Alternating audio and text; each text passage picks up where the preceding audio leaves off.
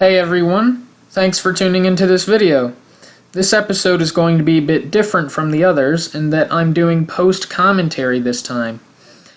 So I recorded this footage that you're now watching, and after doing so I realized that neither my game audio or my voice was recorded because I had muted both of those sometime during my hiatus. And so, as a result, I am now commentating after having already recorded the video. And so it should be a bit of a new experience, something to change things up, of course. I mean, it was either this or a silent video, which honestly you could prefer, or you could debate on which one of those is better.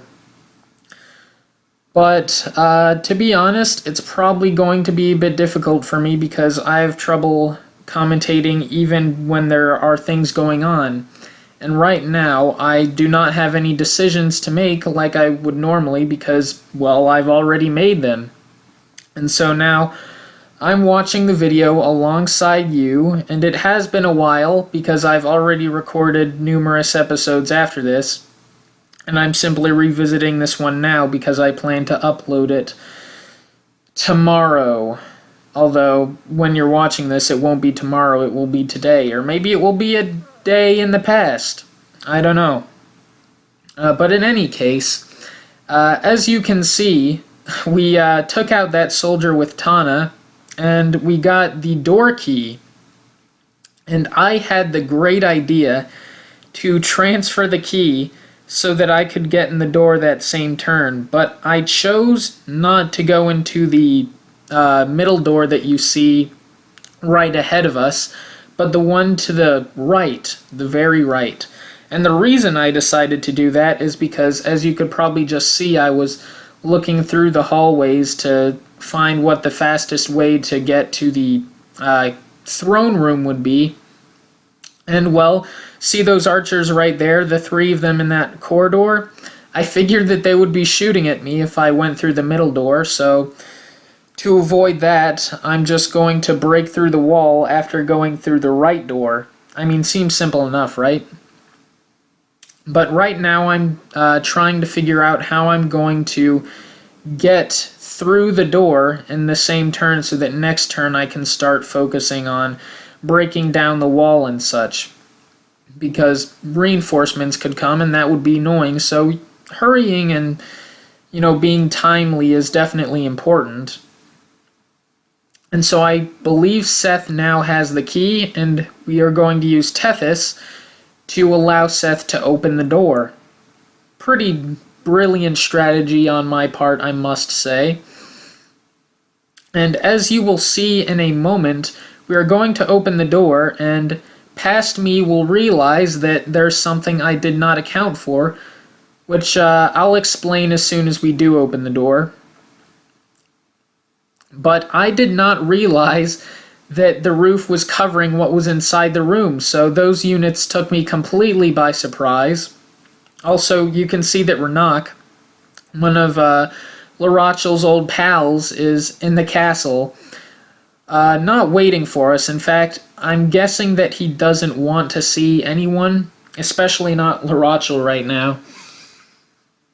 But unfortunately for him, I'm not going to let that happen, so I'm going to try to recruit him in this episode, and you'll see if I fail like usual, or if I actually manage to recruit him without him dying.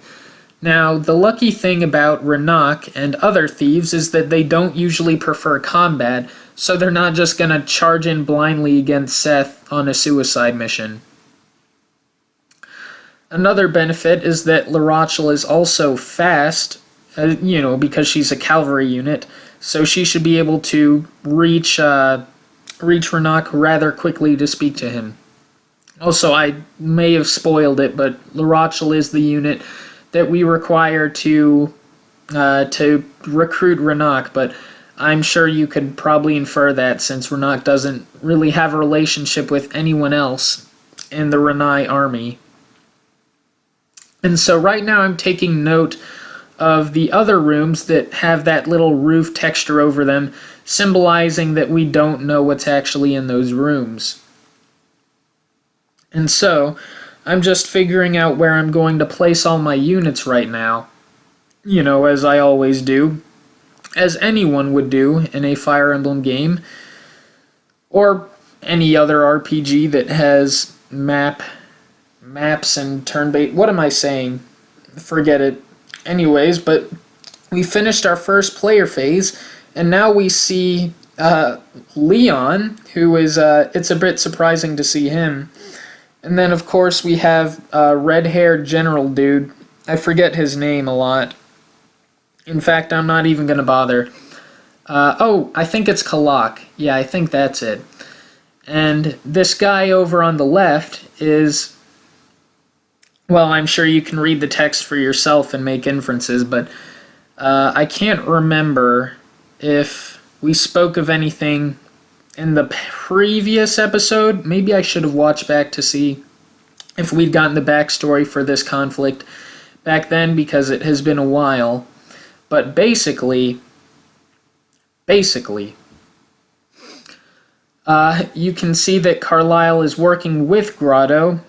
And now we see that the Queen of Johanna is being taken as a hostage, which was not in Carlyle's plan, clearly by his reaction.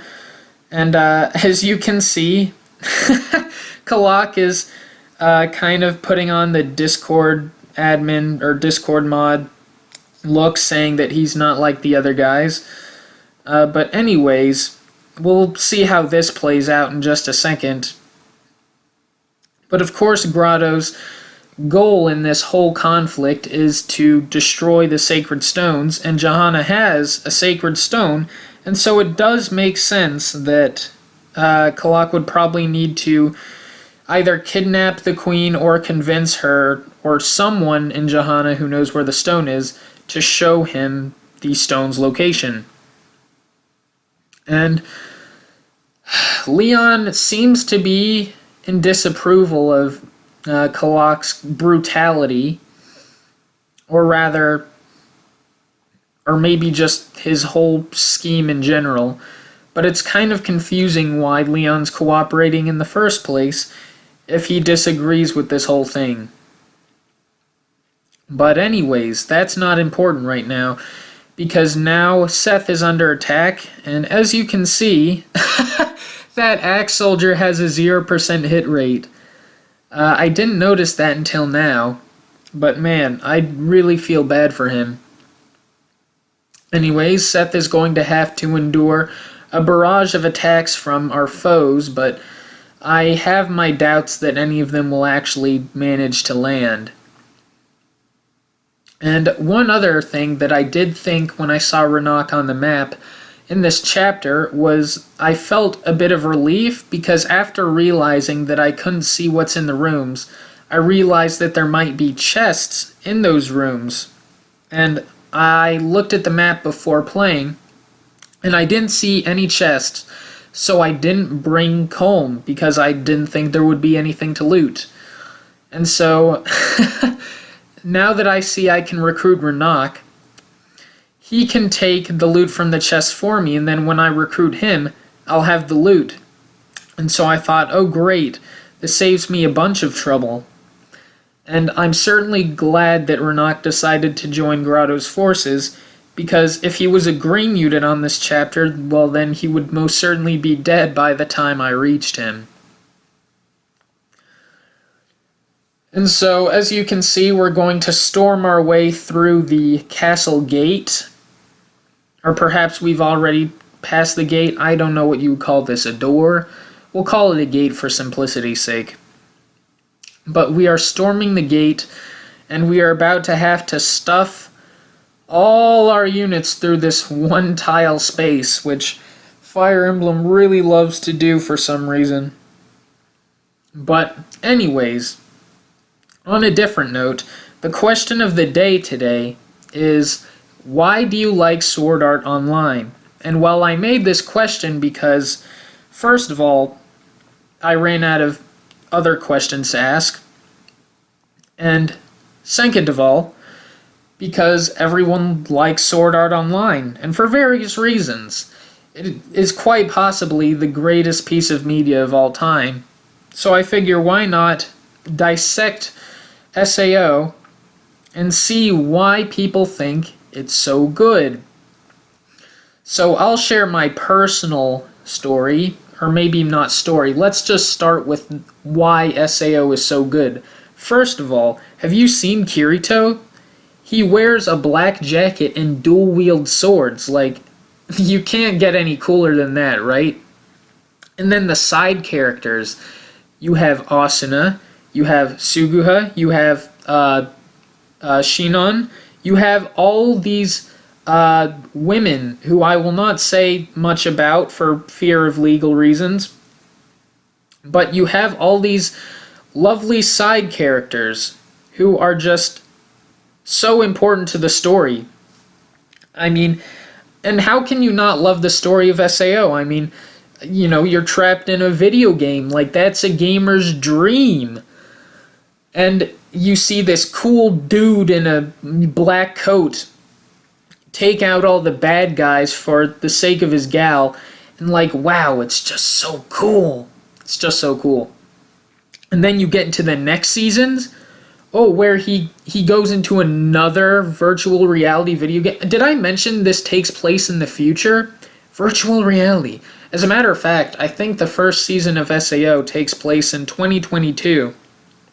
Sometime in that frame, if I'm not wrong. And that, of course, means... Also, I didn't realize this soldier had a javelin. But it's Seth we're talking about, so I'm not worried for him. But anyways... What was I talking about with SAO? Yeah, so it takes place in the near future, actually. I can't imagine what the world will come to if we do reach that point and then they actually release a game called Sword Art Online. Oh, if only. In my wildest dreams, perhaps. But anyways, then in this, you know, he gets out of the game. He gets out of the game he was trapped in. And then Kirito goes into a different virtual reality game. And it's like, whoa, dude, like, they are changing up the scene here. And then, okay, and don't don't be too surprised here. And then he goes to another virtual reality video game. Like, this is insane. The writers really took their creativity, like, they took it and ran with it. And so he goes to another video game. And then, in the other half of the season, okay, guess what? They go back to the old video game they were stuck in. Can you believe that? That's deep. That's really deep. And so, you get to see all this like adventuring through virtual reality with Kirito and his crew. Okay, but listen to this. So, obviously at this point, maybe it's starting to get a bit old with the whole virtual reality game. You know, like conflict. And so, okay, listen to this. In the next season, he goes to an alternative reality. Can you believe that? And it's like a video game. It's basically the same concept as a video game. You have all your stats, and you have things like magic and sword skills, just like in the other virtual reality games that Kirito's been in. But guess what? This one is based on actual souls existing. That's right. Instead of actual people, it's just souls that don't have a physical body. Oh my gosh, dude, they like changed it up so much. Okay? and so they stick with that for the next 2 or 3 seasons. But they stick with that for a while. And okay, and listen to this. So then they finish up that story. And that now they're teasing the final season of SAO. And you know what it's about? It's about them going back to the alternative reality. Can you believe that? Can you believe that? So anyways, that's just tons of reasons to like SAO. The characters, the what? The story, man, like just the whole concept, it's great. As you can see with the gameplay, on a different note, we are close to getting Renak, who is just stealing from his own team for some reason. I mean, I would bet that he's not very loyal to these guys. I mean, he wasn't loyal to Larachel either. Kind of rude if you ask me, though. I mean, these guys hire you and then all of a sudden you're just taking from them. I don't know. Maybe it's just me, but that might, I don't know. That seems a bit rude. But back to the topic at hand. SAO, man, it really like just defined the genre of so many things, like isekai anime, and well, maybe that's it, but like, man, it really just defined the genre. It's crazy to think about. So, anyways, that's enough of that topic. So now I have to make the choice of whether to recruit Renak this turn or whether to talk to him. We don't know yet if we're going to recruit him, but it's kind of insinuated that if you get to talk to a unit on a map, you get to recruit them. That's just kind of how it works. Either that or you're having a support conversation. So the issue with, and so at this point, right, past me is thinking, how am I going to recruit Larachel without having these other units in the room pile up on her during enemy phase? Because that would obviously be dangerous. Like, I don't want Larachel to die. She has an important role to the story. And so, basically, I'm thinking through the whole thing, and there are two units I have to be worried about. The Knight and the Soldier, who I forgot the name of his class. I want to say pirate, but why would there be a pirate in a castle? He's just a soldier for all I really care. But anyways, we're going to take the risk of talking to Renak, who we find out did not, well, I would say find out, but we did find out a while ago that Renak had snuck off from Larachel and Dolza. But right now it would seem that Larachel's not listening to him, so Renak is, of course, going to join back with our forces because it's probably not easy to persuade Larachel. I still can't decide if she's dumb or not, if she's just acting a part, or if she's just kind of a dunce. I'm not really sure. I don't want to use harsh language, though, because that would, of course, be kind of perilous.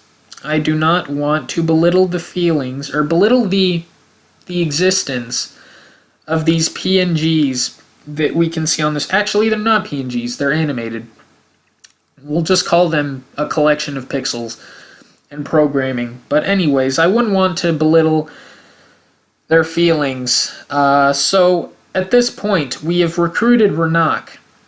And now that we have done so, we are going to decide what to do with him, because he does get a turn, and, well, we have to do something with his turn. I mean, he would also be in danger if he were to attack that knight, or if that knight were to attack him, as you can see from these damage numbers. So, we try the soldier down here, and what do you know, Renak can actually take him out.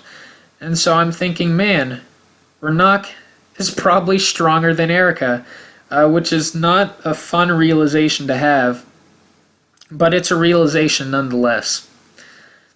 And so, at this point, I'm thinking, okay, Seth can deal with that soldier up top, and all the problems will be solved. And I'm not sure if I've realized this yet, probably not, but I will realize in the near future that there was actually no point to me breaking open that wall, because the actual path to the throne room is above us. Can you see the door? It's right above Renak. And so, I don't know when I realized that. I don't know when we're going to see me realize that. But I feel like at this point I've either realized it and I'm starting to move my units towards the top of the castle, or I haven't realized it yet and I'm going to spend another turn or two needlessly stuffing my units into that tight corridor. Whichever one it is, I guess we'll find out soon. So we do have everyone, no deaths so far. It would be kind of sad if we were to lose any units right now because we haven't really struggled with anything yet. Although that could change in the near future. I don't know. I'm not telling. If I want to have a high audience retention rate, then the suspension has to be up, right? But anyway, I guess right now I'm figuring whether or not it's worth attacking with Dolza. Right now, I would say it is because, well, for the simple fact that that archer is going to have to dealt with sooner or later. But unfortunately, Dolza missed one of his axe throws, and we're not going to take out that archer right now. He does get a level up, though, which is always nice to see. So anyways, I gave my story about SAO, or rather my thoughts on it. Leave yours in the comments below. I know you guys probably like SAO just as much as I do, so I wouldn't want to limit the opinions here to just mine. So please feel free to share your affection for SAO. And, well, right now it looks like I still haven't realized that I need to be moving my units up, and so now I'm just preparing to stuff them through this hall. And, well, luckily we do manage to finally take out that archer after missing 2 throws. The great thing about Fire Emblem and weapon usage, though, is that your weapon doesn't get used if you miss, which is great because if it did, I would just be a little angry every time I missed something. But anyways, on a different topic, Renok seems to be doing fine. He got shot by an archer through a wall for some reason. I do get upset. I feel like I mentioned this in some earlier episode, but it makes no sense to me how archers can shoot either through or over castle walls. Like, it just doesn't make sense. Like, there is a roof on this place. Like, we know because we previously saw the roof. It is implied that we are inside a castle. Magic users I could maybe see attacking through a wall depending, on the type of magic, but archers, like, that just doesn't make any sense. Like, that's just saying that, like, since you're 2 spaces away, you get to attack me free. Like, I don't know. I just feel like they could have not done that. Like, I don't know if I'd call it a problem because obviously it was a conscious decision they made to allow that in Fire Emblem's combat system, but it's just not something I agree with. If we were outdoors and it was like a ledge or a mountain, then sure, but walls? Castle walls? Really? Maybe I'm a bit salty because I've had units die that way before. But I don't know. Maybe I should take advantage of it, and that would sate my anger just a little bit. But right now, it's just anger for breakfast, lunch, and dinner. So now we are going to make Seth move again, I guess, or no, that's Kyle. My bad. We're going to make Kyle move again. And it looks like I finally realized the actual path to the throne room. And I cannot remember for the life of me whether we finish this chapter in this episode or not, but whether or not we do, you will soon find that Carlisle is quite an interesting character, which we may have already seen. Now that I think about it, Carlisle also kind of gives off the Discord mod vibe. I mean, like, like he gave up his loyalty to his kingdom to spend time with his queen, like his actual queen, physical queen of the nation. Like, that's about as Discord mod as you can get.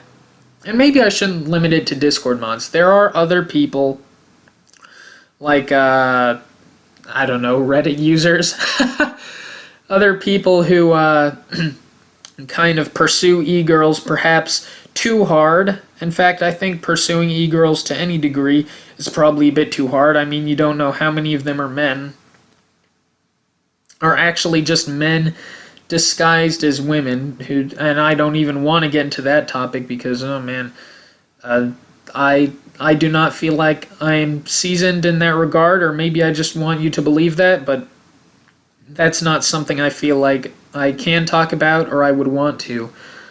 But anyways, to shift to something more comfortable, we can talk about the reinforcements that just walked in at the bottom. Yep, there they are. So anyways, at this point, I've left 3 units down at the bottom, and I feel like at this point, it's going to be difficult to let them catch up to the rest of the group. But anyways, we use Renak to open the gate, and we bring Seth in to wreak havoc against the bowman here, who had the audacity to shoot Renak just a moment ago. And so as you see, they will not survive the encounter with Seth because, I mean, who does? No one really survives encounters against Seth. So you know what? Nothing against that man. I respect him. Or her, whichever one that soldier was. I don't know. It's kind of hard. It's kind of ambiguous, actually, with some of these classes. But. And I'm not talking about rear ends. I'm talking about the however kind of butt. Even though they have been dispatched by Kyle and Seth, that might not be the case for these knights up ahead. I feel like they're a bit chunkier. They can probably take at least 1 hit from Seth and 2 hits from Kyle. So you know what? Their futures are looking bright relative to the units that we just saw face up against the cavalry duo. But anyways, right about now, I'm realizing that it might not be a bad idea to leave some units at the bottom of the castle so that the reinforcements don't catch up with my weaker units like Tethys and Erica. And since some of them are so far behind that they're just left for dead anyway, I decide to leave Dolza, Soleil, and Cormag behind. And right now they're still stuck in the corridor, so we have a ways to go. But you know what? It's fine. It's okay.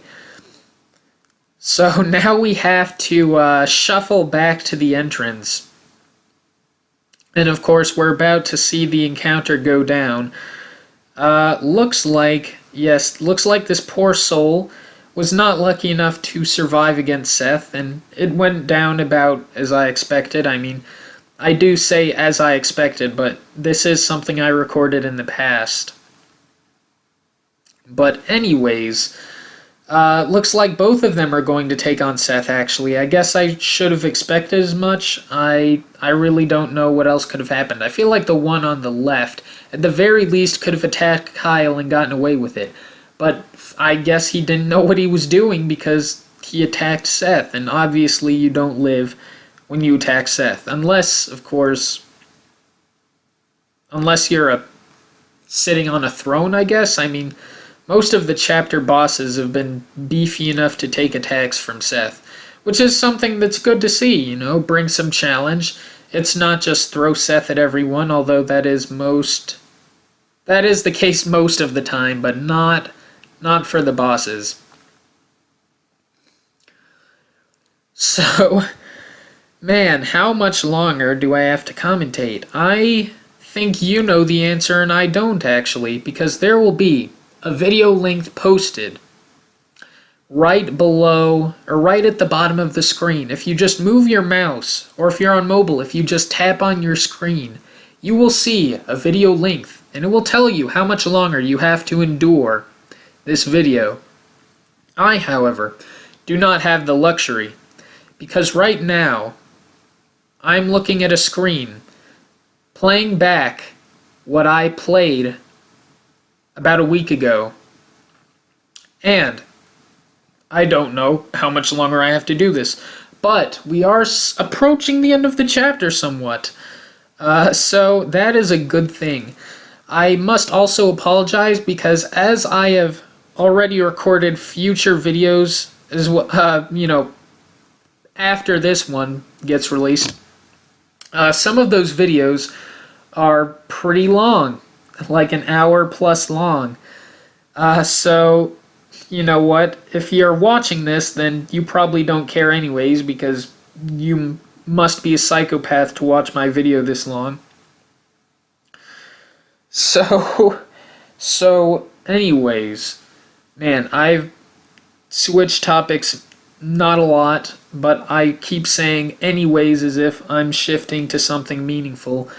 There's really nothing meaningful being said here. I could post a silent video, and it would probably be about as valuable as what I'm doing right now.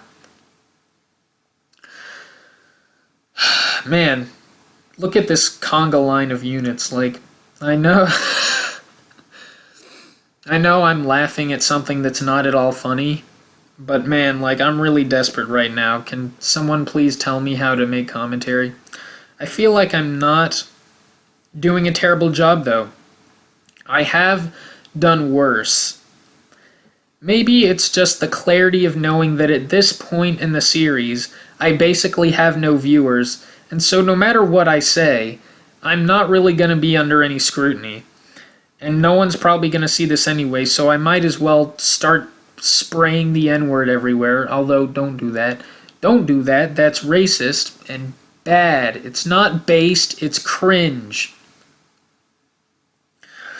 I mean, I could continue talking about Sword Art Online and why it's so great.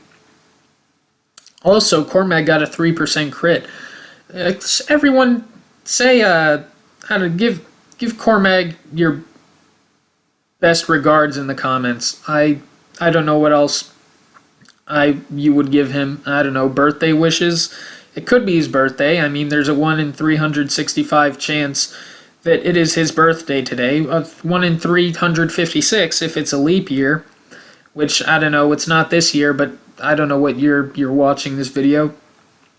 Also, Erica's being attacked with the Berserk Staff. Whew, luckily it misses. But that would be troublesome, especially, for Erica. Since she would probably be the one to end up dying. But anyways, Sword Art Online. Wow. So I already mentioned the whole plot and how it spans across SAO's 4 seasons. 4 seasons, I think. But have I talked to you about the SAO movie? I haven't actually watched it, but I'm sure it has to be the greatest thing ever released in a theater. Because it's SAO, of course. And so I guess right now I'm deciding how I'm going to deal with this Berserker. I guess Erica can probably do the job. I mean, she seems relatively competent. And it's a bit irritating, but we have to use the rapier if we want to take out this foe. And our rapier is pretty close to breaking at this point. But considering how seldom Erica actually faces combat against a unit she can win against, which is basically just clerics because she can't beat anyone else. Why is Erica so weak? Oh man. It's even after 22 episodes, it is a problem that still persists. It's just not going to get any better. But man, so now we are approaching these knights that are blocking our way deliberately and physically and emotionally. And man, we're going to take these guys out, believe you me. Like, with Seth here, I might as well not do anything because he could probably take them all out on his own. In fact, we'll see if that's the case, because Kyle probably can't move ahead of Seth anymore. Not that I would want him to, because he might actually be in danger, while Seth is completely fine if I leave him there for the rest of the turn. Also, I can't recall if that specific soldier at the bottom of the screen has a javelin. But I guess we'll find out in the next video, because that's the end of this one. So thank you all for watching, and I'll see you next time. Bye.